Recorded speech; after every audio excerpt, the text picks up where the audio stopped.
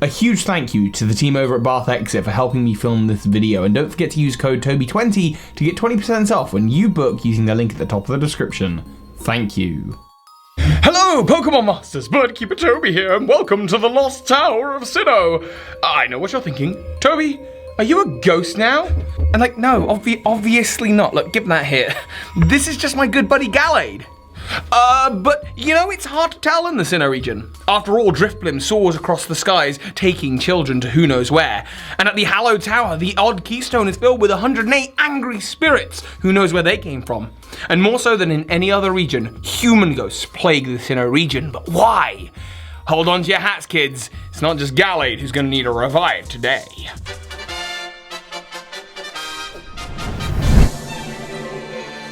Ah yes, Pokemon Masters. So when I'm talking about hauntings in Sinnoh, I'm not just talking about ghost Pokemon. Sinnoh has more than its fill of human ghosts that appear across the region. In fact, it's more frequent than in any other region. We've seen a few human ghosts in Hoenn, for example, the little girl that lives in Phoebe's room, and we've also seen one in Kalos, the one that comes out of the elevator. Very creepy. But Sinnoh has more than any of these other regions, and in fact even has impact in other regions. For in Unova, there is a young girl who has been haunted by a Darkrai. She died in her sleep and is now stuck roaming the world of the living.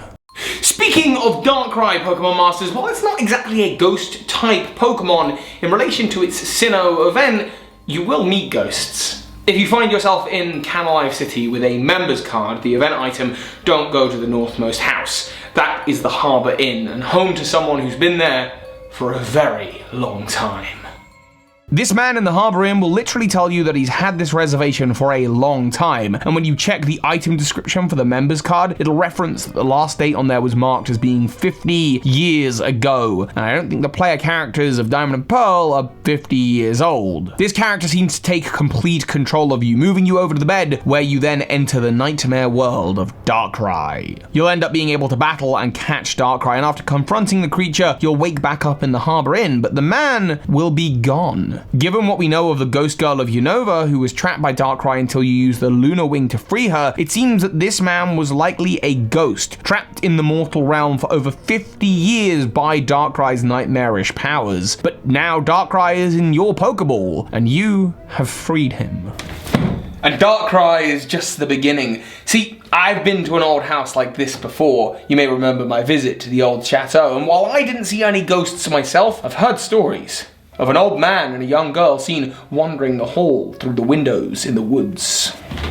No special event needed for this one. These two can be seen patrolling the chateau and seem to be tied to the backstory of Rotom. This is something that I discussed in my video where I visited the old chateau, and I'm likely to discuss again in the future because I think this might tie into the backstory of Cyrus of Team Galactic. Theories aside though, these two definitely did meet a horrible fate. There's an old notebook, part of which can be found in the old chateau and the other half of which can be found in the Team Galactic headquarters in Eterna City. There you learn of Rotom, the Pokemon of the old chateau, discharging electricity beyond its usual power range. Is it possible that this was the shocking event that killed these two individuals, trapping them in the old chateau? The sudden and unexpectedness of their deaths, their ghostly bodies now floating through the halls, warning people not to come in. Don't come into the old chateau, and definitely don't go up to the old TV room where Rotom still lives.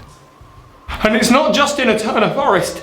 Up in the frozen north of Sinnoh, ghost Pokemon have been seen, blending in with the snow. This is because on Route 217, just below Snowpoint City, there is a house sitting as a beacon of safety within the snowstorm. However, when you enter, the lady inside the house will be shocked. It's rare for visitors to appear in these snowy conditions. She'll give you the spell tag, an item that boosts the power of ghost-type moves, and when you leave the house and then return in, she will be gone. Did you really encounter anyone? Or given the spell tag, did you encounter a ghost? Or perhaps what you encountered was the spirit of a woman in her final part before she transcended and became the Pokemon Frostlass, whose Pokedex entry reads, "Legends in snowy regions say that a woman who was lost on an icy mountain was reborn as a Frostlass." That sounds like what just happened to me. Pokemon Masters, I know the question you want the answer to then is, why are there so many human ghosts trapped in the Sinnoh region, stuck between the realm of the living and the realm of the dead? Well, I've done a lot of research on the topic, and I think it might have something to do with one of the four big deities of the Sinnoh region. That's right, 4 big deities. I know Dialga and Palkia have lots of statues and songs to them. There's legends and stories of Arceus. But there is one other forgotten deity who lives on the reverse side of reality. One other whose presence can be felt all across the Sinnoh region. I'm talking, of course, about Giratina.